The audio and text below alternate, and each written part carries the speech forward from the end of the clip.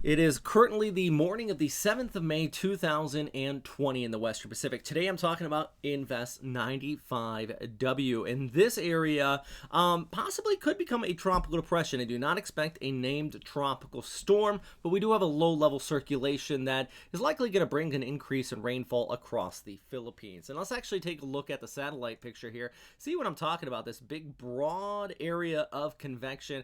Actually, you have some increase in convection right around Palau. Right in there, you have outflow towards the north. Big thing, though, just north of that, lots of dry air and shear, and that's going to kind of keep this thing at bay, and especially as it moves towards the northwest, much like what we've seen with Invest 95W. That was our system we had last week and the week prior. It will fall apart as it gets closer towards the Philippines. Here's a look at that infrared imagery, though, a little bit closer. You can see that low-level circulation in here. That's why this is a low-pressure area right now. And for all intents and purposes, actually, you could classify this as a weak tropical depression. And I wouldn't be surprised if JMA does so, because we have a low-level circulation, we have some convection. Now, tropical depression, all that simply means is that you have a low-level rotation in the tropics.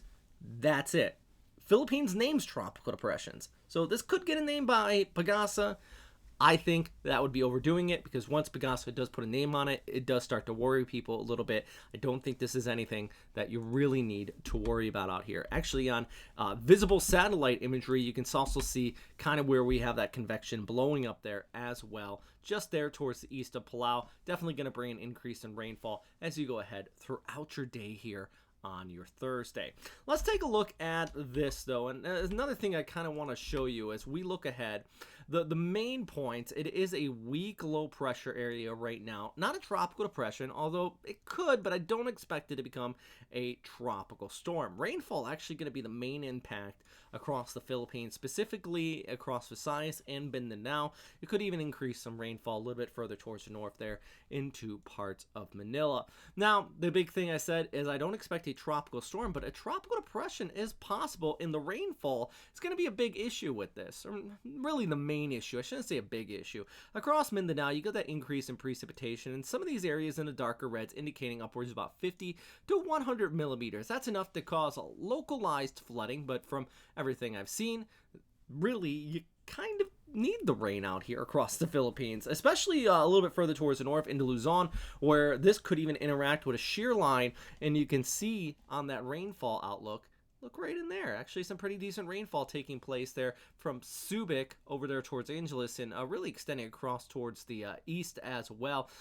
Staying north of the NCR, though, looks like, based on this particular model. Of course, things do change from day to day, but really the key thing you want to take away from it is that chance of increase in rainfall. This is the European probability of a tropical depression, and it does say 90 to 100% chance of a tropical depression forming out here just towards the east of Palau, basically where we have it right now. But like I said, a tropical depression simply means a low-level rotation in the tropics. It's nothing to get too terribly worried about, because you take a look at this model here. Yeah, I mean, this model, it's the GFS. It does show that low-level rotation, but do you see anything? Because I don't, of really terribly note. Let's actually zoom in the picture here, and I'll get you an idea of what I'm talking about here. Here comes that low-level rotation moving across the Philippines. Right there, you got your low. Increase in rainfall. Nothing really terribly to worry about. Take a look actually at the ECMWF. Same parameters here, just kind of giving you a different model to give you an idea what I'm talking about. You have that low-level rotation towards the east, but it does encounter that dry air I mentioned earlier from the north, and continues to fall apart. So rainfall really across this area being the main issue coming out of this. Localized flooding, especially, pardon me, into Mindanao. But I think in the end, it really is just going to be one of those storms that just brings some rainfall, and not a named storm.